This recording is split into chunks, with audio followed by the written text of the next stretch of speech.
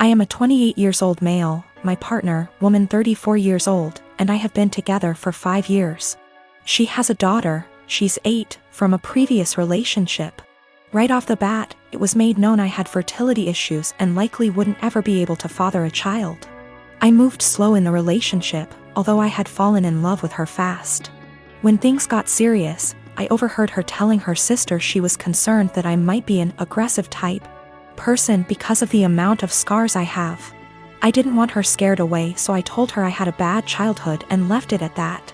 A little over 2 years into our relationship, I felt somewhat comfortable opening up, and for the first time I told her exactly why I'm infertile, which is a direct result of an injury I suffered due to trauma as a child.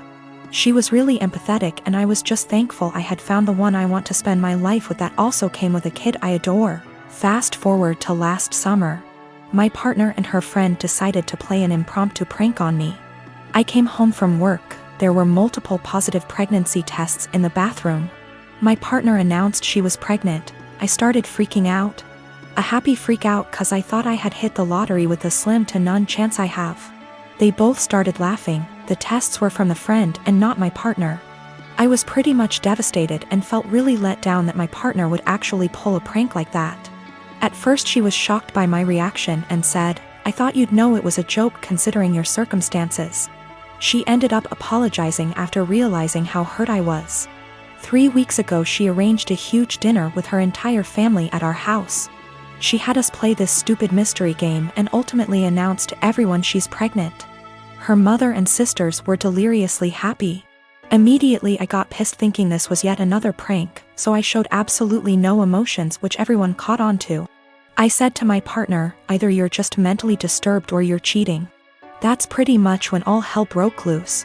My partner's POV is that she was sincerely apologetic about the prank, and I should know her well enough to not think she'd ever pull that stunt again. She's also livid at me for ruining the announcement, embarrassing her in front of her entire family, causing them to think I'm a horrible person, and then finally insinuating that she's a cheater. I still stand by my claim that had she never pranked me, my reaction would have been different. I do find it odd she decided to tell me along with her family. Things would have likely went over better had she told me first, and then we announced it together. But I'm starting to think I acted immaturely causing scene in front of her family, and I think that's maybe where I'm wrong. Me, nurse. Working 50-ish hours a week in pediatric ICU. Cry at least once a week because that is hard. My salary pays our bills. All of them. Husband has a degree but isn't looking for a job. Works 2 days a week at the grocery store. Spends most of his time playing. Today was supposed to be a good day. I had been begging my husband to swap his Saturday shift to literally anything else so that we could have days off together. We haven't had a weekend together since our wedding, 18 mo ago. Today was supposed to be our first Saturday off together. We were going to go to an animal sanctuary.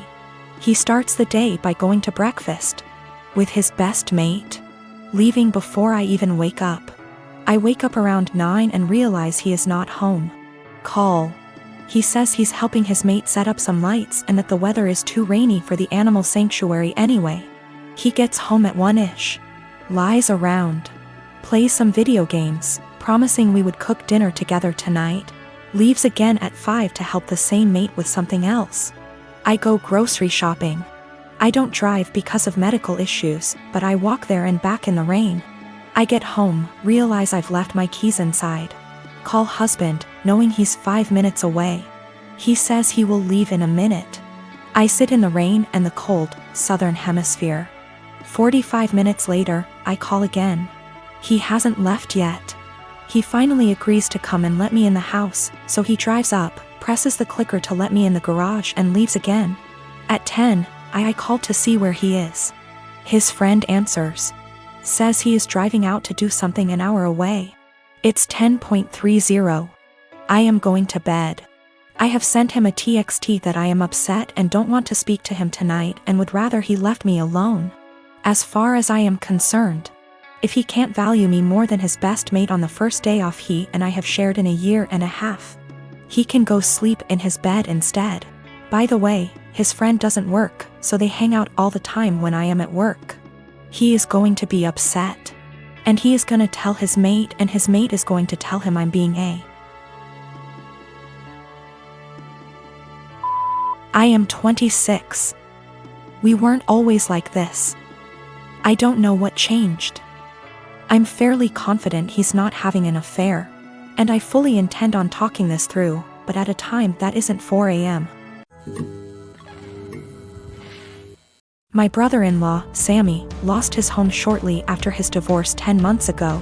He moved in with us and brought his twin daughters, Olivia and Sloane 18, with him a couple of months ago.